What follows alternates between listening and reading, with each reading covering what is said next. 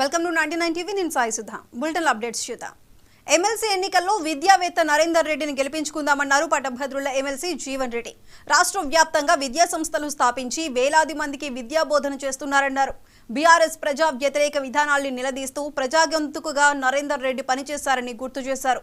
Jagtial Ponnala gardens లో జరిగిన కాంగ్రెస్ నాయకులు కార్యకర్తల సమావేశంలో జీవన్ రెడ్డి ప్రసంగించారు. ఈ ఎన్నికలను ప్రతిష్టాత్మకంగా తీసుకొని గెలిపించుకోవాల్సిన బాధ్యత అందరిపైన ఉందన్నారు. జగిత్యాలలో 30,000 ఓట్లు సాధిస్తామనే ఆశాభావం వ్యక్తం చేశారు.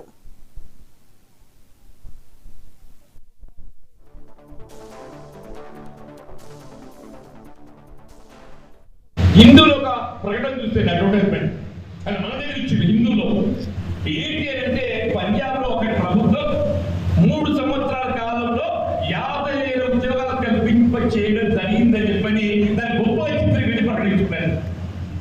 In 3 years period of time, but they are able to get employment of 50,000 3 సంవత్సరాలు. మనం ఒక సంవత్సరంలో ఏదైతుందో 56,000 ఉద్యోగాలు కల్పని చెప్పండి. విద్యకు సంబంధించి ప్రాధాన్యత కల్పింప చేయబడాలనేటువంటి ఒక భావనతోని ఉపాధ్యాయ పోస్టులు భర్తీ అని చెప్పండి, ఉపాధ్యాయ పోస్టుల భర్తీ అని చెప్పండి. మెరుగైన విద్యా బోధన కల్పింప చేయబడాలి. ప్రభుత్వ పాఠశాలలు అంటే మెరుగైన విద్యా బోధన కావాలి. అది విద్యా బోధన కల్పింప చేయబడటానికి ఏదైతున్నదో ఉపాధ్యాయ పోస్టుల ఖాళీలన్నీ కూడా భర్తీ చేయబడే విధంగా ప్రకటించబెట్టని చెప్పండి.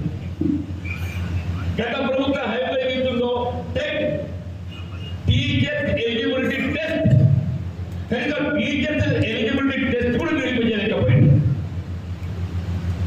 ప్రతి సంవత్సరం 2 పర్యాలు నిర్వహించాలంటే 6 మాసాలకు ఒకసారి చెప్పంటున్నాం. ఆ టెస్ట్ నిర్వహణతో పాటుగా మొన్న ఈ మధ్యలో ముఖ్యమంత్రి గారు ప్రకటించిండ్రు, రేపు ఎన్నికల కోడ్ ప్రక్రియ ముగియడంతో ఏదైతుందో మెగా టీఎస్సీ ప్రకటించబోతున్నారు. మెగా టీఎస్సీ ప్రకటించబోతుంది చెప్పండి. ఈ మెగా టీఎస్సీతో ఏదైతే